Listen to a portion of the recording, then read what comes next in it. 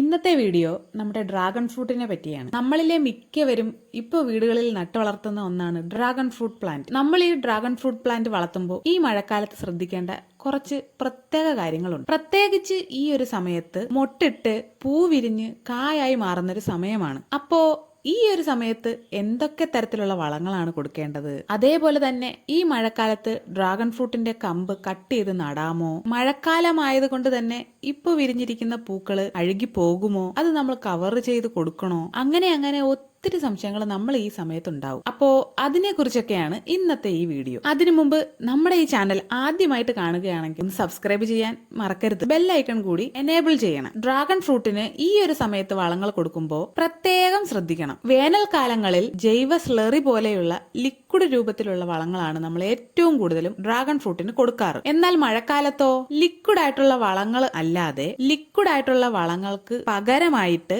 കോഴിവളമോ ആട്ടിൻ കാഷ്ടമോ ചാണകപ്പൊടിയോ പോലെയുള്ള വളങ്ങൾ നമുക്ക് ചേർത്ത് കൊടുക്കാം. ഏറ്റവും നല്ലത് കോഴിവളം ചേർത്ത് കൊടുക്കുന്നതാണ്. കാരണം ഇപ്പൊ നമുക്കറിയാം, നമ്മുടെ ഡ്രാഗൺ ഫ്രൂട്ടിന്റെ പൂമൊട്ടുകൾ ഉണ്ടാകുന്ന സമയവും പൂ വിരിയുന്ന സമയവും അത് കായായി മാറുന്ന സമയവുമാണ്. ഈ ഒരു സമയത്ത് ഏറ്റവും നല്ലത് കോഴിവളം കൊടുക്കുന്നത് തന്നെയാണ്. നമ്മൾ കോഴിവളം ഉപയോഗിക്കുമ്പോൾ അത് കമ്പോസ്റ്റ് ചെയ്തതിന് ശേഷം കൊടുക്കാൻ ശ്രദ്ധിക്കണം. അത് നമുക്ക് കിട്ടാനില്ല എന്നുണ്ടെങ്കിൽ ആട്ടിൻ കാഷ്ടമോ ചാണകപ്പൊടിയോ ഉപയോഗിക്കാം. കൂടുതലും ലിക്വിഡ് ആയിട്ടുള്ള വളങ്ങൾ ഈ ഒരു സമയത്ത് ഒഴിവാക്കുന്നതാണ് നല്ലത്.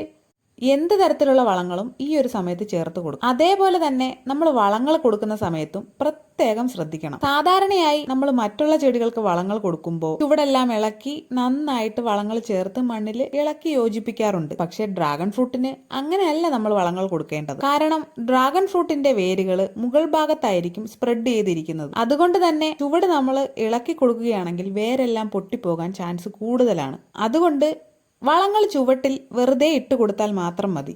തണ്ടിനോട് ചേർത്ത് തന്നെ വളങ്ങൾ ഇട്ട് കൊടുത്താൽ നമ്മുടെ പ്ലാന്റിന് ചീയൽ രോഗം പോലെയുള്ള അസുഖങ്ങൾ ഉണ്ടാകും. ഏകദേശം 20-30 ഡേയ്സിന് ഇടയ്ക്ക് പ്ലാന്റിന് നമുക്ക് വളങ്ങൾ ഇട്ട് കൊടുക്കാവുന്നതാണ്. മഴയൊക്കെ മാറിയതിനു ശേഷം ജൈവ സ്ലറി പോലെയുള്ള ലിക്വിഡ് രീതിയിലെ വളങ്ങൾ ഇട്ട് കൊടുക്കാം. ഇപ്പോൾ മഴക്കാലം ആയതുകൊണ്ട് തന്നെ പല സ്ഥലങ്ങളിലും വെള്ളം കെട്ടി നിൽക്കാനുള്ള സാധ്യത കൂടുതലാണ്. അങ്ങനെയുള്ള സാഹചര്യങ്ങളിൽ നമ്മുടെ ഈ ഡ്രാഗൺ ഫ്രൂട്ട് പ്ലാന്റിന്റെ ചുവടുകളിൽ വെള്ളം കെട്ടി നിൽക്കാതിരിക്കാൻ പ്രത്യേകം ശ്രദ്ധിക്കണം. ഇനി ഡ്രമ്മിലാണ് പ്ലാന്റ് നട്ടിട്ടുള്ളത് എങ്കിൽ ഡ്രൈനേജിനുള്ള ഹോളും കാര്യങ്ങളും ഒന്നും അടഞ്ഞിട്ടില്ല എന്ന്, വെള്ളം വാർന്നു പോകുന്നുണ്ട് എന്നും ഉറപ്പുവരുത്തണം. ഒരു കാരണവശാലും ചുവട്ടിൽ വെള്ളം കെട്ടി നിൽക്കാൻ അനുവദിക്കരുത്. പിന്നെ ഇപ്പോ ഡ്രാഗൺ ഫ്രൂട്ടുകളിൽ മൊട്ട് വരുന്ന സമയമാണല്ലോ. ഇപ്പോ ഈ മഴയുള്ള സമയമായതുകൊണ്ട് തന്നെ ഡ്രാഗൺ ഫ്രൂട്ടിന്റെ പൂക്കളിൽ മഴവെള്ളം വീണ് പൂക്കൾ അഴുകിപ്പോകുമോ എന്നൊരു സംശയം നിങ്ങൾക്ക് എല്ലാവർക്കും കാണും. മൊട്ടുകളൊന്നും തന്നെ ഈ ഒരു സമയത്ത് പ്ലാസ്റ്റിക് കവർ വെച്ച് മൂടേണ്ട ആവശ്യമൊന്നുമില്ല. പിന്നെ ഇന്നിപ്പോ വിരിയാറായി നിൽക്കുന്ന ഫ്ലവേഴ്സ് ഉണ്ടെങ്കിൽ, മഴയുണ്ടെങ്കിൽ മാത്രം അതിനെ ഒന്ന് കവർ ചെയ്ത് വെക്കുന്നത് നല്ലതാണ്. കാരണം മഴവെള്ളം വീണ് അതിന്റെ പൂമ്പൊടി ഒഴുകി പോകാതിരിക്കാനാണ്